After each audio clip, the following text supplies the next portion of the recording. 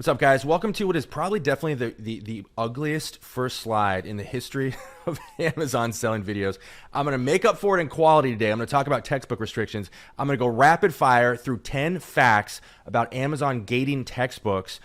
Everything there is to know. There's been a lot of misinformation out there. Most of what you know is probably not accurate. So I'm going to go through everything from if you face restrictions, will they get better for you? Is there a way to resolve it? Why is this happening? What can you sell? What can't you sell? I'm going to get into everything. So let's dive in. Okay, so let's start off with some good news, particularly if you're a newer Amazon seller. Most of what you've heard about whether textbooks are restricted is probably false. There's a lot of bad information out there. If you spend time on Amazon seller forums, you will get an earful of stuff like textbooks are restricted category, or most textbooks are restricted, or you'll get in trouble if you sell used textbooks on Amazon. I can tell you, to one degree or another, all that is false. Okay, so let's get that out of the way. This situation is probably a lot better than you realize, and it's going to impact you less than you realize, but there are some things to know. Okay, so now historically, textbooks have been an ungated category. In fact, they were completely ungated up until 2019. You could sell any book for any reason with zero restrictions. And then something happened, and it came to be known as the textbook apocalypse email. It's in 2019. I'm going to put it up right here on the screen. Amazon sent out an email, and suddenly certain sellers were restricted from selling certain textbooks. But unfortunately, Amazon does what Amazon does. They're very ambiguous about what you could sell, what you couldn't sell, and so sellers were just left scrambling for answers. And now that it's been a couple years, the dust has settled, we can finally kind of bring you what we know about textbook restrictions. And before we dive into that top 10 list, I got to also mention, a lot of times when you see that you're not allowed to sell a book on Amazon, and Amazon says you're restricted, and you have to request permission, oftentimes, in fact, majority of the time, if you just click request approval, you'll get approved instantly. Okay, so a lot of people don't know that. They get intimidated, they see request approval, they back off, hit the button, you'll usually get approved. And as I'm about to jump into the top 10 things to know about textbook restrictions, let me get this out of the way. You can build a whole business off of what I give away for free. You can click the link below, go to fbamastery.com, get all the free stuff you see here, and also the obligatory subscribe and like to my YouTube channel. Okay, let's get into it. Okay, textbook restriction fact number one. Why the heck do these annoying textbook restrictions, why do they exist at all? Well, what happened was Amazon got sued by the big three textbook publishers in 2017. And in 2019, they entered into some kind of out-of-court settlement. We don't really know. And that's when these restrictions were born. So the lawsuits were over this. They basically just said, hey, Amazon, you're not doing enough to crack down on the sale of counterfeit textbooks on your platform. That was the allegation. And so the resolution they reached was, okay, we're actually going to start restricting certain textbooks that have a high likelihood of being counterfeited. So these are the high demand textbooks that are also published, surprise, by the three publishers that sued Amazon. That's how this whole came together. That's why we have to suffer because of this lawsuit.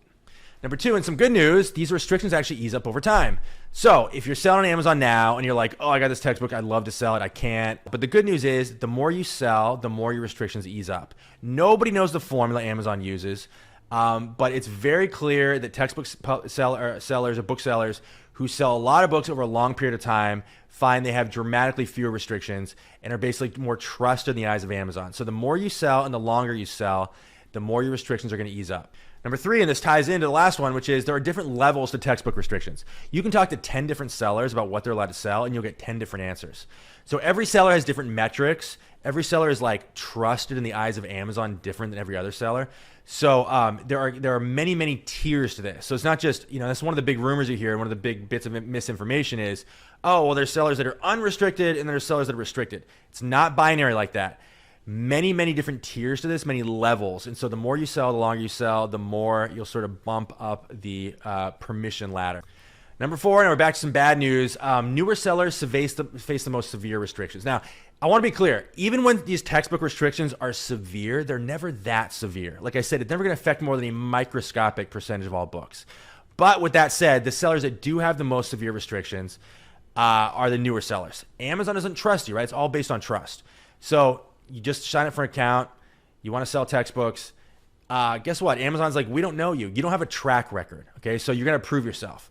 But again, back to the last one, the longer you sell, the more your restrictions will ease up.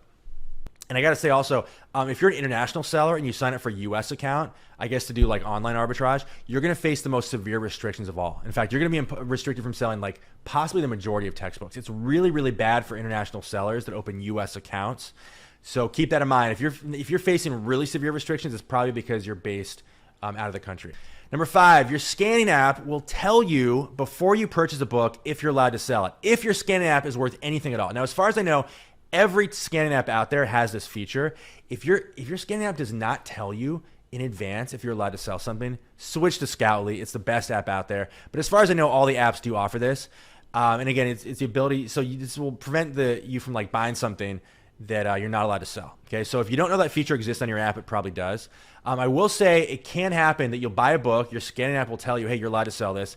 Amazon will tell you you're allowed to sell it when you ship it in. And then once the book arrives at the warehouse, Amazon will decide, actually, we decided you're not allowed to sell this, and they'll put it in stranded status and make you ship it back or dispose of it. That does happen, but that shouldn't happen more than once. In other words, Amazon usually does like one round of that, and then they'll stop if they do it at all. So your scanning app should prevent you from making purchases of books that you cannot sell. Number 6, if you're wondering how to actually improve your permission level and actually increase the number of textbooks you're allowed to sell, the number of books you sell seems to be the biggest factor. Amazon does not reveal any of this, but it's just through observation. I'm just from talking to sellers. The sellers that sell the most for the longest tend to have the least amount of textbook restrictions, and they're allowed to sell the most number of books.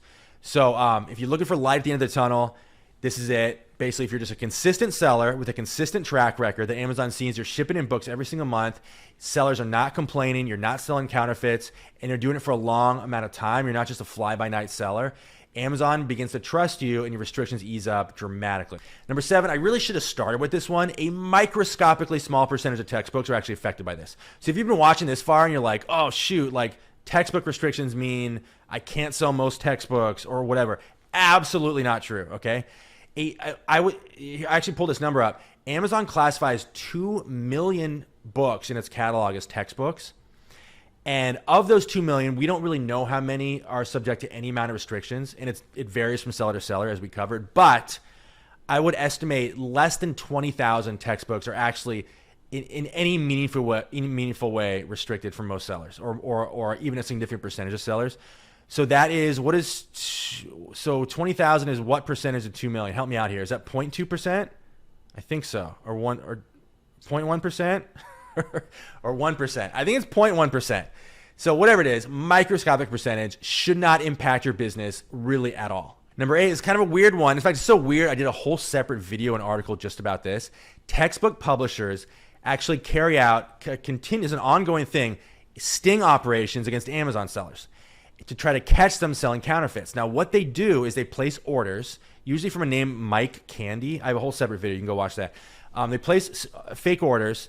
They get the book, and if they decide the textbook is counterfeit, they report it to Amazon. So if you have ever one day just woken up and found that you were restricted from a whole bunch of books you used to be allowed to sell, it's probably because you were victimized by the sting operation. Now, I got some bad news here. It doesn't matter if you're selling counterfeit textbooks or not. These textbook publishers are falsely reporting any book they receive is counterfeit.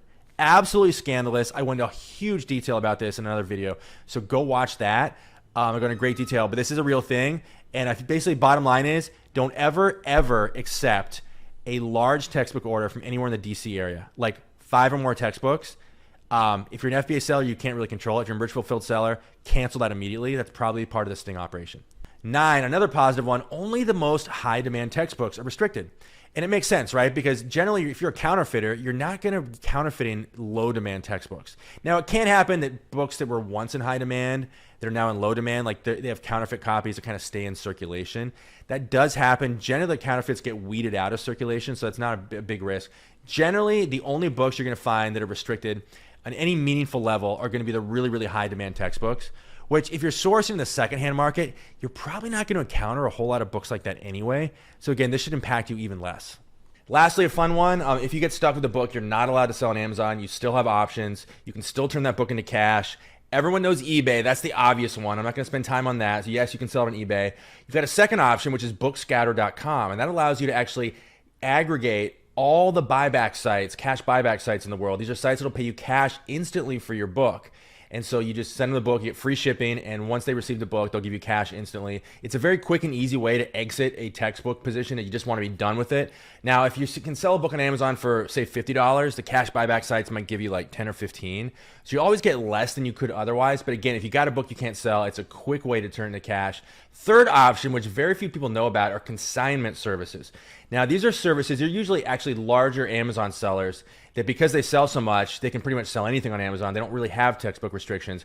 And so they'll take the book for you, they'll sell it on your behalf, and they'll give you a cut of the sale, a pretty generous cut. They just take a small percentage usually. So I've worked with some of these before. They're kind of cool, and there's a few of them out there. So I'll let you I'll probably do a whole separate video about these, honestly, because I think they're that important. But you just Google consignment services, and they'll take as many books as you send them and give you the majority of the sale. So very cool. So that's it, you guys. Empowering note here. Most of what you've heard about textbook restrictions on Amazon simply are not true. This really should not impact your business much at all, so don't believe the hype. Okay, look, if this was anything other than the worst video you've ever seen, you've got to subscribe to my YouTube channel, like the video, all that obligatory stuff. And also, perhaps more importantly, click the link below this video, get all the free stuff you see here. You can build an entire business off of what I give away for free, but you got to click the link below. You get free web classes, free documents, free reports, free everything. All for free. Hit the link. See you guys over there, and I'll see you in the next video.